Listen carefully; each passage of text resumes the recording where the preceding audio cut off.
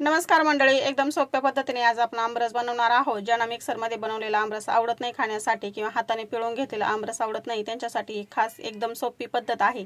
तर ज्यावेळेस आपल्याला आमरस बनवायचा आहे त्याच्या अगोदर अर्धा तास आपण इथे आंबे पाण्यामध्ये भिजत ठेवले होते. व्यवस्थित असे धुवून घ्यायचे, चोळून त्याच्यावरचा चिक पूर्णपणे निघून जाईल. आता चाकू घ्यायचा, चाकूने अशा पद्धतीने आपल्याला देठ काढून घ्यायचा आहे आणि हाताने याची साल व्यवस्थित अशी संपूर्ण काढून घ्यायची.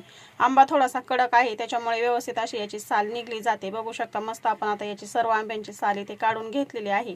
आता आपण पूर्णाची चाळण घेतलेली आहे आणि पूर्णाच्या चाळणीवरती आपल्याला हा आंबा किसून घ्यायचा आहे. एकदम सोप्या पद्धतीने दाटसर असा आमरस आपला तयार होतो. जास्त वेळ लागत नाही आणि झटपट देखील होतो. तुम्ही याच्यामध्ये दूध टाकून घेऊ शकता, बर्फाचे खडे टाकून घेऊ शकता. आता सालीला जो काही गर राहिलेला आहे त्याच्यामध्ये थोडंसं पाणी घालून व्यवस्थित असा संपूर्ण गर आपण काढून घेऊया आणि या आमरसामध्ये एकत्र करून घेऊया. चवीनुसार साखर घालून घ्यायची, एकत्र करून घ्यायची. मस्त असा आमरस आपला इथे तयार झालेला आहे. व्हिडिओ बघितल्याबद्दल धन्यवाद.